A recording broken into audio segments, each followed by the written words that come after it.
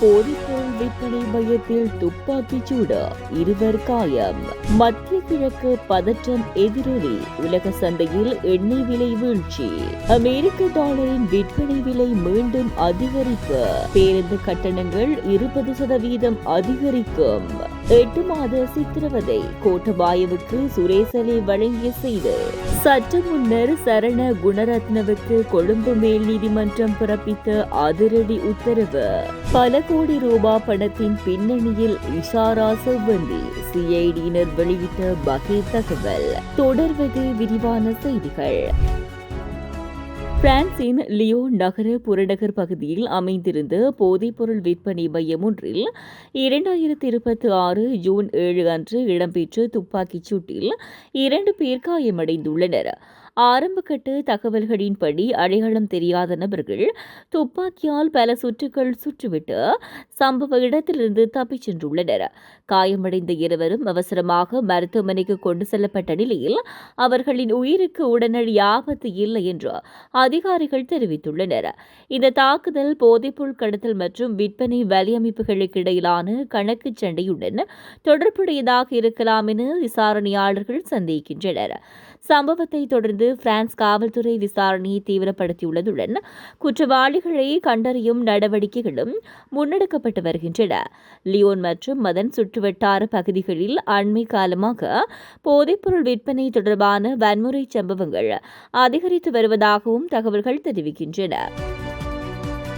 மத்திய கிழக்கு பிராந்தியத்தில் நிலவி வரும் தீவிர போர்ப்பதற்றங்களுக்கு மத்தியில் உலகளாவிய எரிசக்தி சந்தையில் மசகு எண்ணெய் மற்றும் இயற்கை எரிவாயுவின் விலையில் இன்று மாற்றங்கள் பதிவாகியுள்ளன.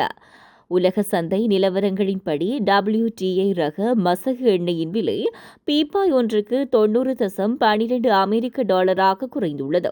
அதேவேளை சர்வதேச சந்தையில் பரவலாக பயன்படுத்தப்படும் பிரெண்ட் ரக மசகு எண்ணெய் விலை பீப்பாய் ஒன்றுக்கு 93.37 அமெரிக்க டாலராக பதிவாகியுள்ளது. இதற்கிடையில் இயற்கை எரிவாயுவிலும் விலையிலும் உயர்வு காணப்பட்டுள்ளது. அதன்படி இயற்கை எரிவாயுவின் விலை 3.163 அமெரிக்க டாலராக அதிகரித்துள்ளதாக உலகளாவிய எரிசக்தி சந்தை தகவல்கள் தெரிவிக்கின்றன. மத்திய கிழக்கில் தொடரும் பதற்ற நிலைமை காரணமாக எதிர்வரும் நாட்களிலும் எரிசக்தி சந்தையில் விலை ஏற்றத்தாழ்வுகள் தொடரக்கூடும் என பொருளாதார நிபுணர்கள் சுட்டிக்காட்டியுள்ளனர். இலங்கை மத்திய வங்கியினால் இன்று வெளியிடப்பட்டுள்ள நாணய மாற்று விகித தரவுகளின்படி அமெரிக்க டாலரின் விற்பனை விலை அதிகரித்துள்ளது. அதன்படி இன்று அமெரிக்க டாலர் ஒன்றின் விற்பனை விலை 342.08 ஆக பதிவாகியுள்ளது. நேற்று அமெரிக்க டாலரின் விற்பனை விலை 341.04 ஆக காணப்பட்டது. வெளிநாட்டு நாணய சந்தையின் நகர்வுகள் மற்றும் பொருளாதார காரணங்களுக்கு அமைவாக நாணய மாற்று விகிதங்களில் தினசரி மாற்றங்கள் ஏற்படக்கூடும் என பொருளாதார நிபுணர்கள் தெரிவிக்கின்றனர். அடுத்த மாதம் மேற்கொள்ளப்படவுள்ள வருடாந்த பேருந்து கட்டண திருத்தத்தின் போது பேருந்து கட்டணங்கள் 20% அதிகரிக்கும் நிலை வரும் என்று கெமனு விஜயரத்ன எதிர்வு கூறியுள்ளார். தனியார் பேருந்து உரிமையாளர்கள் சங்க தலைவர் கெமனு விஜயரத்ன பேருந்து கட்டணங்கள் தொடர்பில் ஊடகங்களுக்கு தொடர்ந்தும் தெரிவிக்கையில், எரிபொருள் விலை அதிகரிப்பினால் நாடு முழுவதும் தனியார் பேருந்து சேவை கடுமையாக பாதிக்கப்பட்டுள்ளது. பேருந்து உரிமையாளர்களின் இழப்புகளை குறைப்பதற்காக பயணங்களின் எண்ணிக்கையை கட்டுப்படுத்தும் நடவடிக்கைகள் எடுக்கப்பட்டு வருகின்றன. இதனால் பாதிக்கப்பட்டுள்ள பேருந்து உரிமையாளர்களுக்கு அரசாங்கம் நிவாரணம் வழங்க தவறினால் அடுத்த மாதம் செயற்படுத்தப்படவுள்ள வருடாந்திர பேருந்து கட்டண திருத்தத்தில் பேருந்து கட்டணங்கள் ஏறக்குறைய 20% வரை அதிகரிக்கக்கூடும். குறைந்தபட்ச பேருந்து கட்டணம் 35 ரூபாவை தாண்டும் பேருந்து சேவைகள் மாகாண வீதி பயணிகள் போக்குவரத்து அதிகார சபைகளால் ஒருங்கிணைக்கப்படுவதால் தற்போதைய நிலவரத்தின் அடிப்படையில் பயண நேரங்களை திருத்தியமைக்குமாறு அந்த அதிகார சபைகளுக்கும் மாகாண சபைகளுக்கும் எழுத்துப்பூர்வமான அறிவிப்புகள் அனுப்பும் செயற்பாடுகள் முன்னெடுக்கப்பட்டுள்ளது என்றும் கெமனு விஜயரத்ன தெரிவித்துள்ளார். அதன் பிரகாரம் வடக்கு மற்றும் கிழக்கு மாகாண அதிகார சபைகளுக்கு உரிய கடிதங்களை ஒப்படைப்பதற்கான ஏற்பாடுகள் ஏற்கனவே செய்யப்பட்டுள்ளன என்று அவர் மேலும் தெரிவித்துள்ளார். சுரேசலை ஒரு ராணுவ அதிகாரி போலன்றி முன்னாள் ஜனாதிபதி கோட்டபாய ராஜபக்சவின் அடிமையாகவே செயல்பட்டார் என முன்னாள் ராணுவ தளபதி சரத் பொன்சேகா தெரிவித்துள்ளார். பயங்கரவாத தடை சட்டத்தின் கீழ் கைது செய்யப்பட்டு குற்றப்புலனாய்வு திணைக்களத்தில் காவலில் வைக்கப்பட்டுள்ள முன்னாள் புலனாய்வு பிரிவு தலைவர் சுரேஷ் அலே குறித்து கடுமையான விமர்சனங்களை பொன்சேகா முன்வைத்துள்ளார். சுரேஷ் அலே செய்த ஒவ்வொரு செயலும் கோட்டபாய ராஜபக்சவின் அனுமதியுடனும் ஆசையுடனும் தான் நடந்தது என தெரிவித்துள்ளார். கோட்டபாய ராஜபக்சவின் அனுமதி இல்லாமல் சுரேஷ் அலே கழிவறைக்கு கூட சென்றிருக்க மாட்டார் என குறிப்பிட்டுள்ளார். இந்த முழு விவகாரத்திலும் தாக்குதல்களின் பிரதான சூத்திரதாரி கோட்டபாய ராஜபக்சே என்றால் சுரேஷ் அலே அதன் வால்பகுதி போன்றவர் என தெரிவித்துள்ளார். இந்த செயற்பாடுகள் குறித்து ஏனைய ராஜபக்சவினரும் நன்கு அறிந்திருந்தனர் என குறிப்பிட்டுள்ளார். யுத்தத்துக்கு பின்னரான காலப்பகுதியில் சஹ்ரான் உள்ளிட்ட ஆயிரக்கணக்கானோருக்கு சுரேஷ் அலே மூலமாகவே சம்பளம் வழங்கப்பட்டது என தெரிவித்துள்ளார். இந்த அனைத்து பணப்பரிமாற்றங்களும் ராஜபக்சேகளின் முறையான ஆசீர்வாதத்துடனே இடம்பெற்றன என வலியுறுத்தியுள்ளார்.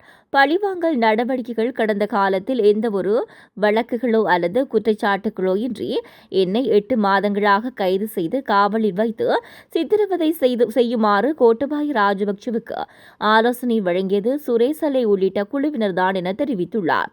அதனை கடந்து எனது மனைவி மற்றும் மகள்கள் கூட கடுமையான அழுத்தங்களுக்கு உள்ளாக்கப்பட்டனர். விமான நிலையத்தின் போது கூட அவர்கள் தீவிர விசாரணைக்கு உட்படுத்தப்பட்டு அச்சுறுத்தப்பட்டனர் என சரத் பொன்சேகா சுட்டிக்காட்டியுள்ளார். ஊழல் குற்றச்சாட்டுகள் தொடர்பில் முன்னாள் பிரதி அமைச்சர் சரண குணரத்னவுக்கு 4 ஆண்டுகள் கடூழிய சிறை தண்டனை விதித்து கொழும்பு மேல் நீதிமன்றம் தீர்ப்பளித்துள்ளது. சரண குணவர்தனவுக்கு எதிராக தொடரப்பட்டுள்ள 4 வழக்குகளில் ஒவ்வொரு வழக்கும் தலா 4 ஆண்டுகள் வீதம் கடூழிய சிறை தண்டனை விதிக்கப்பட்டுள்ளது.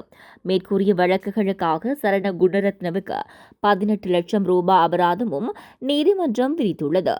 ஊழல் குற்றச்சாட்டுகள் தொடர்பில் முன்னாள் பிரதி அமைச்சர் சரண குணவர்தன குற்றவாளி என்று கொழும்பு மேல் நீதிமன்றம் உத்தரவிட்டுள்ளது. சரண குணவர்தனவுக்கு எதிராக லஞ்ச ஒழிப்பு ஆணைக்குழுவினால் தாக்கல் செய்யப்பட்டிருந்த வழக்கு விசாரணையை தொடர்ந்து கொழும்பு மேல் நீதிமன்ற நீதிபதி மொஹமட் மிகாயில் இந்த உத்தரவை பிறப்பித்துள்ளார்.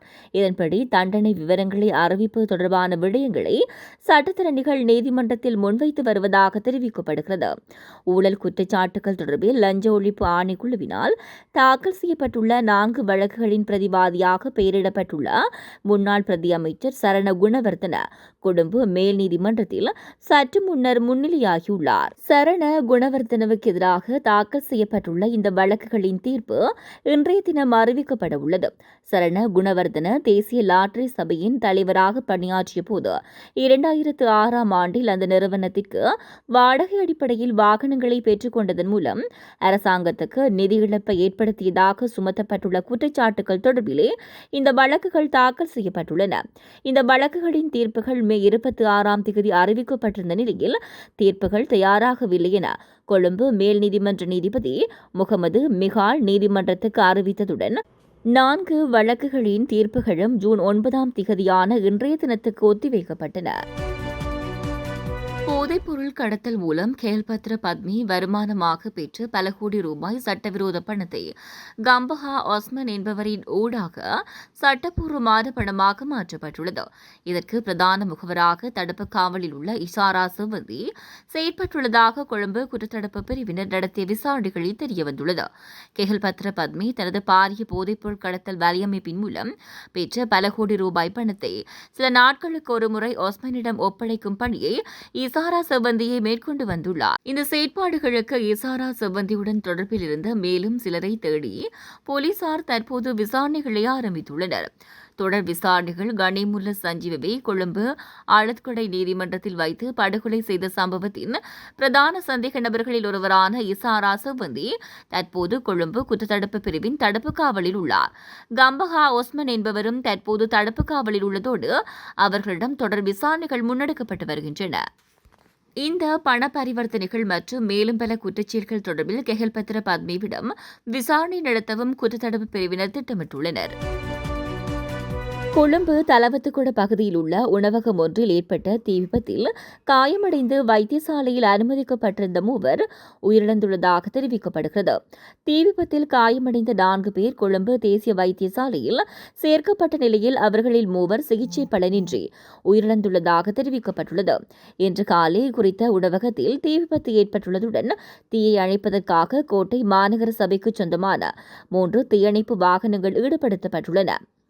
இருப்பினும் எரிவாயு கசிவின் காரணமாக தீ விபத்து ஏற்பட்டிருக்கலாம் என போலீசார் சந்தேகிக்கின்றனர். தீயை கட்டுப்படுத்த 3 தீயணைப்பு வாகனங்கள் சம்பவ இடத்துக்கு வரவழைக்கப்பட்டுள்ளதாக தெரிவிக்கப்படுகிறது. இதன் காரணமாக 4 பேர் காயமடைந்து கொழும்பு தேசிய வைத்தியசாலையில் அனுமதிக்கப்பட்டுள்ளதாக போலீசார் தெரிவித்துள்ளனர். எரிவாயு கசிவின் காரணமாக தீ விபத்து ஏற்பட்டிருக்கலாம் என போலீசார் சந்தேகிக்கின்றனர். இருப்பினும் தீ விபத்துக்கான உண்மையான காரணம் இன்னும் கண்டறியப்படாத நிலையில் தலவத்துக்குட போலீசார் மேலதிக விசாரணைகளை மேற்கொண்டு வருகின்றனர்.